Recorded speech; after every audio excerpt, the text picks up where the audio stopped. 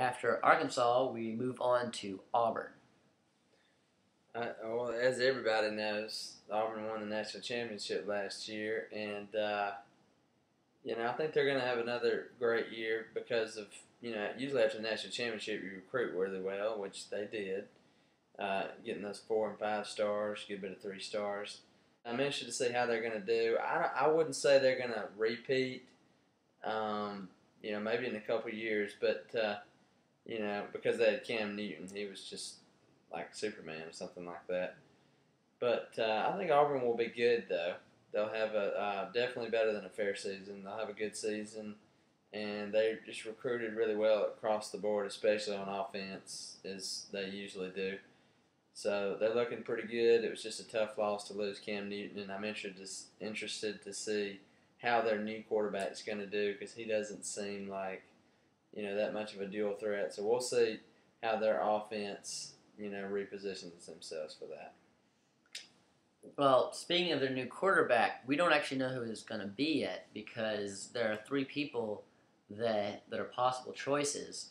They have Barrett Trotter has the most experience, but Clint Mosley is a year younger, and he, though, seems to be the more athletic of the two. He can make plays better with his feet. But there's also a new guy on campus, Kyle Frazier. He's going to be a true freshman. But he's been running an offense similar to Gus Malzahn's all throughout high school, and Gus Malzahn has been trying to recruit him ever since before he came to Auburn, ever since Gus Malzahn was at Tulsa. So they know each other, Gus Malzahn, the offensive coordinator of Auburn, and Kyle Frazier. They've talked. Kyle Frazier's been looking through that playbook, and there's a lot of doubt as to whether he can learn enough of it in time to become a starting quarterback, but it has not been ruled out of the question as far as whether he might actually be the starting quarterback even in the first game. I'm kind of pessimistic about that. I don't think that would be a smart move. I don't think that they'll end up doing that, but it's not out of the question yet, and he is a dual-threat quarterback. So we don't really know yet what's going to happen with their quarterback, but I do think that whoever they choose is going to end up being pretty good because you see Chris Todd, Auburn's quarterback in 08 and 09. You look at him in 08, he was a terrible quarterback. That guy was not good. Then you have a new coaching staff come in, Gus Malzahn in charge of the quarterbacks, 2009. Then Chris Todd breaks school records. So I think whoever Gus Malzahn chooses as the starting quarterback is going to be a guy that he knows can do the job and a guy that he is prepared to get the job done. So that is not a spot that I think that anyone needs to really worry about for Auburn. There are other spots like the defensive and offensive lines. Can they be ready in time? The defensive line is all sophomores. Now, each of them did have some playing time last year, but they were not starters. They did not have the majority of the playing time, and they don't have a ton of experience. There's only one returning guy who really got a lot of playing time last year, and that's Nosa Igwe, and he was pretty good. So we're going to see if he can anchor this defense. The offensive line, there are 2 people who return as seniors who are going to play. One that played most of last year, and another one who played the first 2 or 3 games until he got injured. And they're on the outside, offensive tackle. The guys in the middle they weren't starters last year. Auburn lost all those, so we're going to see how those 5 can mesh together. We're going to see if the offensive line can hold off some defenses. We're going to see how good they are. That's, I think, one of the bigger questions. If Auburn fans want something to sound positive and optimistic, look at the secondary. Because last year was so bad, it couldn't get any worse. There's no way that they can get any worse than last year, so the only way to go is up. So at worst, it'll be the same as last year, but I think it'll be better, actually, because Nico Thorpe gets to move back to a safety position that he's natural at. He was forced to move to cornerback because they didn't have enough cornerbacks. Now he's moved back to safety. That's where he's more comfortable. I think he'll do better there. They still have Tasharvin Bell at cornerback. They have the best running back tandem in the SEC with McCaleb and Dyer, some great running backs there. They did lose They did lose some running backs for various reasons. They're pretty thin, just like Alabama is at running back right now because although they do have several more running backs, they're not eligible this year. One that transferred from Alabama obviously has to sit out 1 year. One that transferred from Florida probably going to have to sit out, although they are sending an appeal for that since the guy who came from Florida never actually played in any game or practice or anything. Then they might be swapping Quan Bray. He was an athlete. They might be moving him to running back to try to fill in that gap, but we'll see. As long as those running backs stay healthy, they shouldn't have any problems there. Wide receiver is going to be a little more of a question because they lost their two best.